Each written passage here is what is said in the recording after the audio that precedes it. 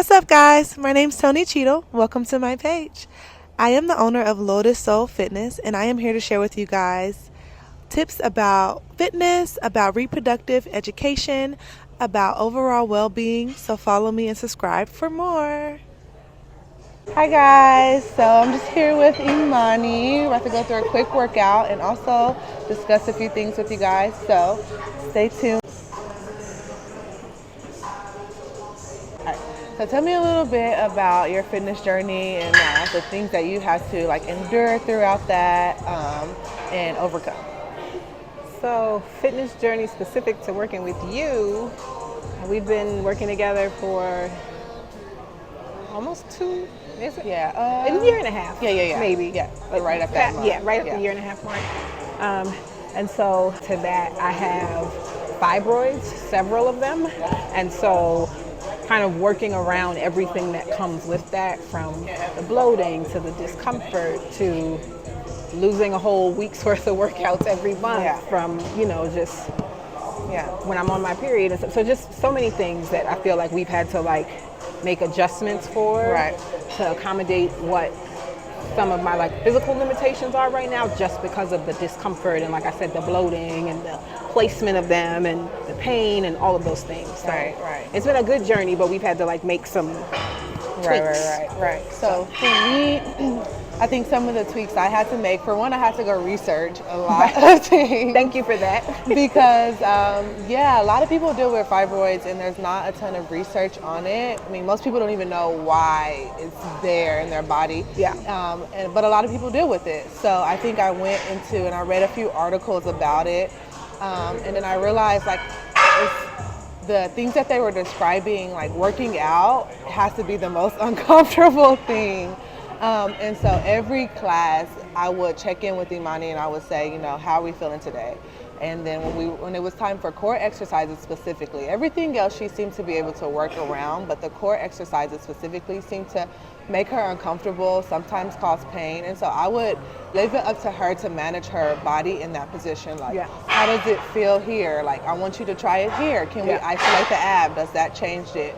So I think that's how I made some modifications for her. Right. So that was really helpful. Important to note that she didn't have to completely stop. We worked together, and there were some weeks she was like, "Toni, I'm not going to see you at all. Not and what can I do? What can I do but understand?" Because she's already pushing herself past a point that most people can, and that most people even know that they can. Right. So I think her taking this journey was a good learning lesson for me as a trainer, but also for her and for all of the other women out there who are dealing with this, who want to work out. You still can. It's just about how you make the adjustments. How can you modify? How can you work around how you're feeling? Learn to really manage your body. What can you do versus thinking of it from the deficit of what can't I do? I love that. Yes. I love that.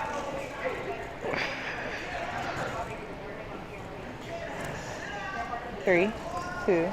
So much working directly with the trainer, but times that I would be in the gym by myself and it's oh yeah, today's arm day, or today's leg day, as if the core isn't working or isn't supposed to be engaged in all of those things.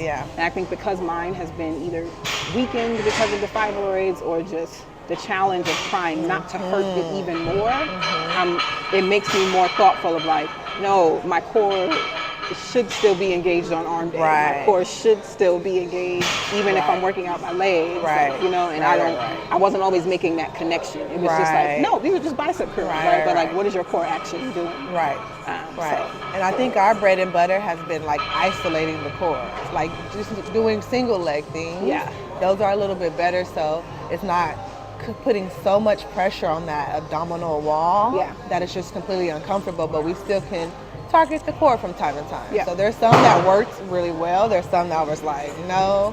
We just really had to test and see. With the barbell. And because where one of my fibroids is placed, the barbell being over my abdomen was just too much. It was, I couldn't. And it was frustrating to watch my classmates do the exercise, and I was excited for them because they were packing weight on the barbell and so excited in seeing what they were doing, but then having to experience my modified version, it didn't feel good because I knew that the only reason why I couldn't do it is because of the apparatus that we were using that was literally felt like it was like crushing, you know, a very big growth in my, you know. And then switching to the strength class, we were able to focus on squat.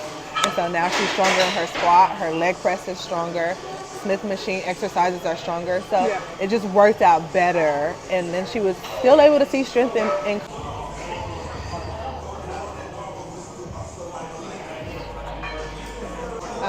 when did you find out you had fibroids? 5 years ago. 5 years ago. Wow. Okay. What was the first thing that you changed or went to change? Was it nutrition? It was. Yeah. I had appointments with like my OB and doctors and talking through like what medical surgical options were. And at the time I just wasn't really satisfied with their like plan of care, you know, like the medical plan. And so I started doing some research around, okay, there has to be a holistic, you know, more natural way to kind of deal with this. And so I found and started working with kind of like a womb wellness doula here in the Dallas area, and we made some changes to my diet and to even topically, right, like the products and stuff that I was using, and implemented some like supplements to help like balance hormones and like all of the things, right? And so I did see some success with that. Just changing my diet. I cut out sugar completely.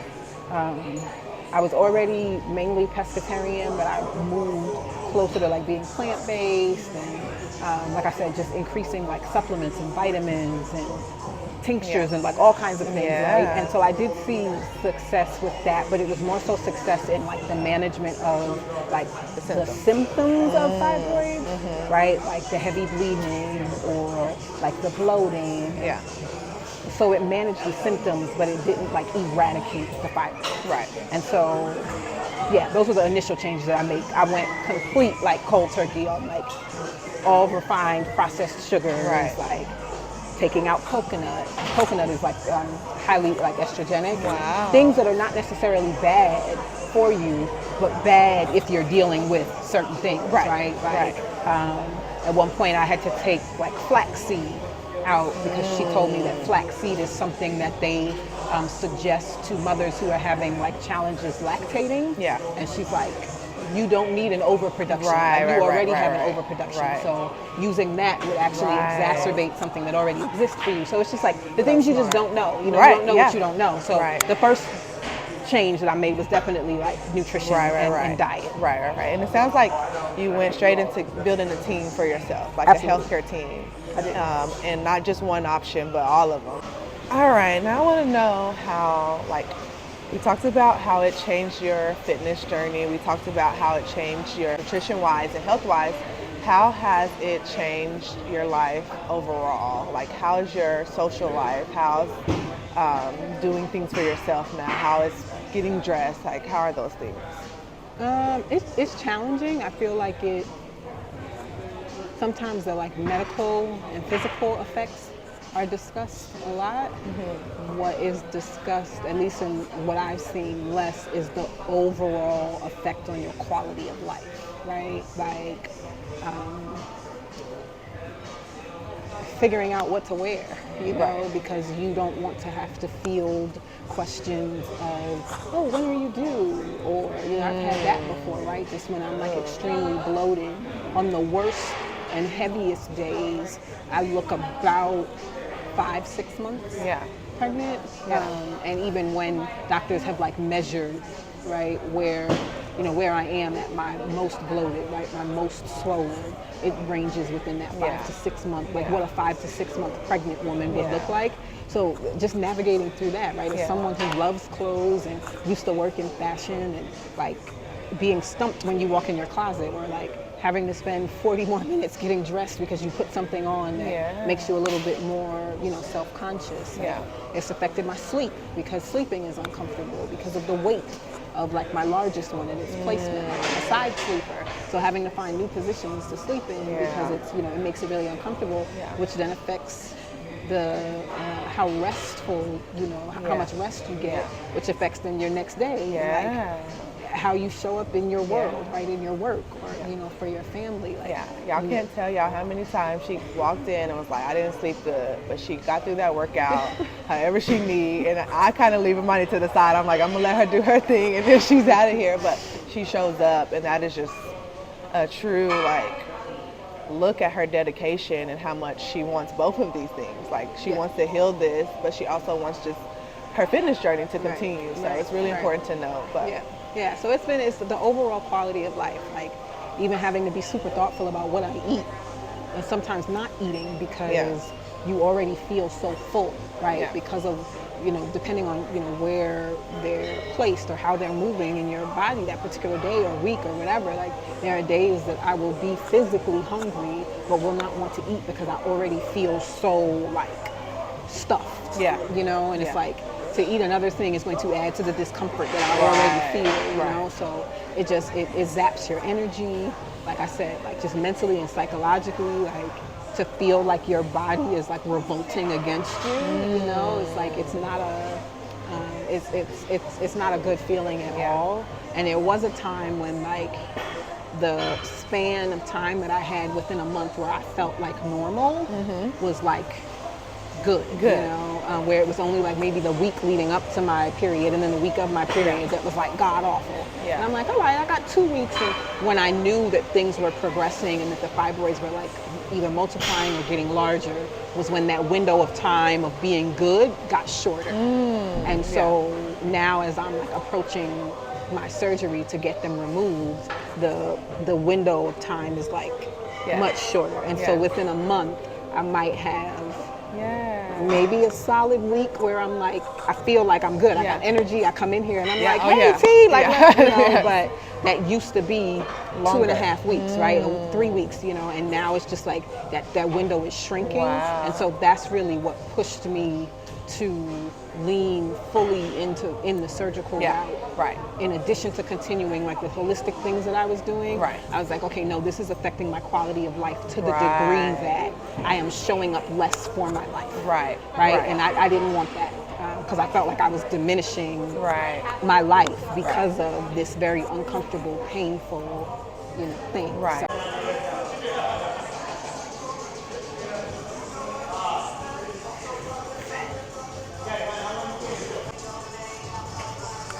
you want 10 of these?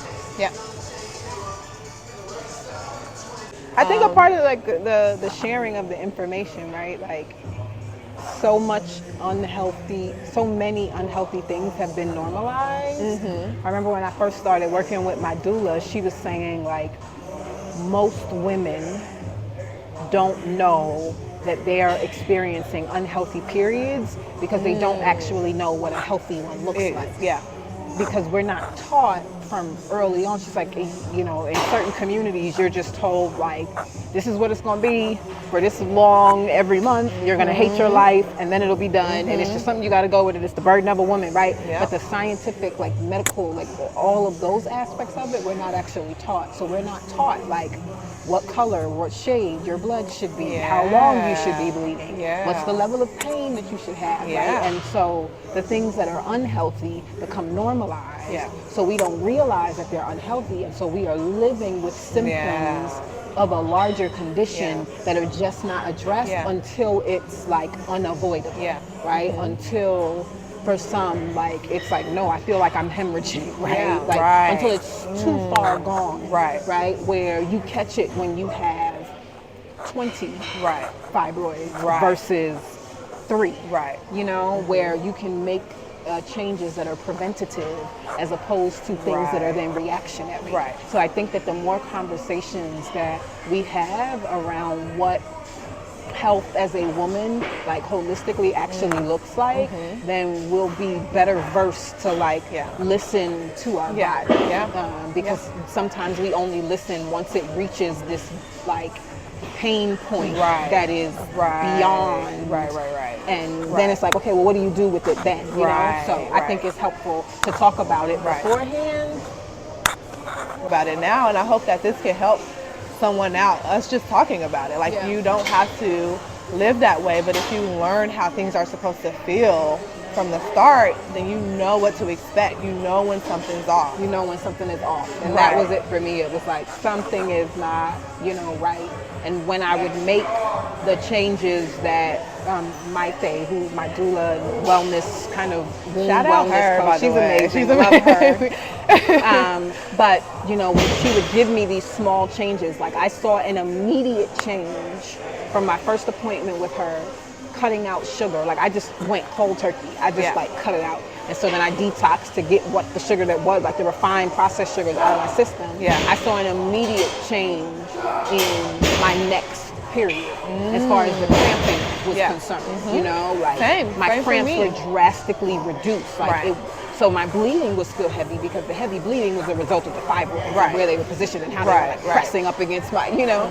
But the cramping, and it's crazy because it's like what we crave when we're leading up to our cycle is actually the thing that we need to like pull away from, right? Like I would never crave, I don't eat beef, never really ate beef, but I would never crave a burger more than I would when I was, And so it's like, no, like that's the thing that you need to, like, so the things that she was telling me, it's like, oh, red meat, you should pull back on this, sugar, right? And it made a drastic difference. Then my next period, I was like, even dairy for me. So cutting dairy out a week before my period changed, and like the pimples, the one thing that's worked the best is that my skin is clearing up. So clear. Just, like our body tells us exactly what she needs, right? Exactly what she's feeling. It's just that if we don't know, it's almost like our body is speaking a language that we don't understand. We don't understand. And because then we don't go learn the language, then we start treating the pimples, right? So we start like, oh, let me change my face wash. Let me, you know, use this cream or use that, when it's really like this internal change can have this external effect. And so that.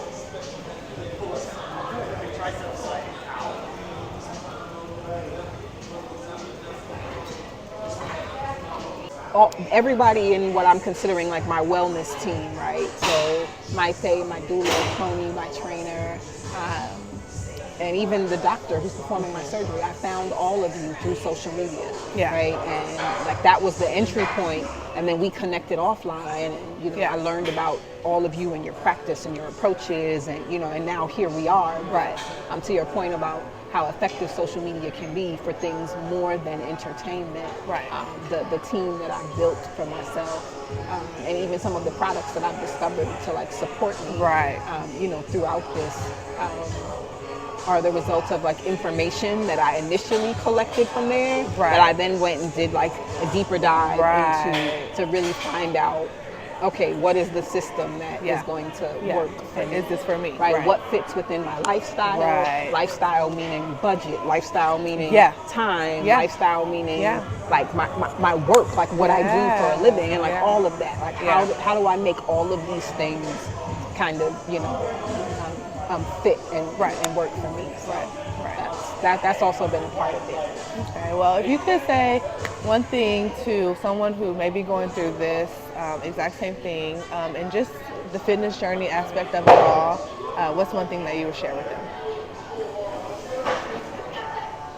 Listen to your body, whatever it's saying, right? So when it's in pain or frustrated, listen to it, but also listen to your body when it's communicating that it can take a little bit more. And I'm saying that in regards to like working out, right? Like there would be days that I did not feel like doing the 4th round, you know, but I knew that my body could. And so there are times that, yes, you gotta like sit back. Like I said, that there would be full weeks that I wouldn't come in at all. But then there were times that I knew that I could, and I had to push myself to do that. So listen to your body, whatever it is that your body is communicating. And then go seek out the help to support whatever whatever comes up out of your body. Yeah, it's out there. Yeah, your body is communicating something, whether that's like a pain or oh, you turned the wrong way, you felt something, different, or headache. Oh, you have a headache, or oh my God, why am I breaking out? Or like your body is constantly communicating. Our bodies are constantly communicating to us what they're experiencing, and then sometimes what they need. And so listening and then learning how to listen. I think that's one of the things that probably my biggest takeaway from working with you and my doula specifically is how to listen to my body. Like Maipe really taught me how to listen to my body. Imani gave me the idea to talk about her journey with you guys, and I'm super appreciative for both the idea and for her sharing her journey, because I know it's not the easiest thing to talk about. I'm not sure for her, but just women in general. Like, it's not a normal conversation, and I think this is a good step for my community and the people that follow me and Imani to start talking about these things and having these conversations about feeling uncomfortable. And maybe it's not fibroids, maybe it's something else, but we have to dig a little bit deeper. Like, we already live in a world where they expect us to be resilient no matter what, but the thing is, we're not. We have to dig deeper, and if we really want to be healthy and we really want to live the life we want, dig deeper. Do not be uncomfortable in your body. Do not be uncomfortable in your spirit or your mind. If you need help, ask for it. She built a team. It may have taken her 5 years, but she built a team that put her first and put her care first, and so it's out there for you too. I promise. So thank you, Imani, for sharing your journey with me and with us, and putting your trust. And yeah, I'm excited to see how life looks on the other side of this. You and me both. Listen, I'm ready. I said, I'm coming for the abs that these fibroids took away from me. Trying to keep my eyes on the prize. Six-pack is So I gotta keep my I faith in know God. that's right. Because the devil is a lie, but if I am on my job, I know he is on his job. I'm looking forward to that. It's just a play on his words. But know that I ain't playing with the word. I remember reading, if I put him first in his righteousness, more likely I would get what I deserve. I know it in my heart and confessing with my mouth. I believe without a doubt that he is gonna work it out. It's an exam and I am ready for test time. Praise through the stress, leaves less room for stress time. It's chess time and God's working the strategy. Orchestrated way before any apple or Adam Eve. It's gotta be good for the plan if you let it be, let it be. Cause we get victory in a better league. Don't mean to shout.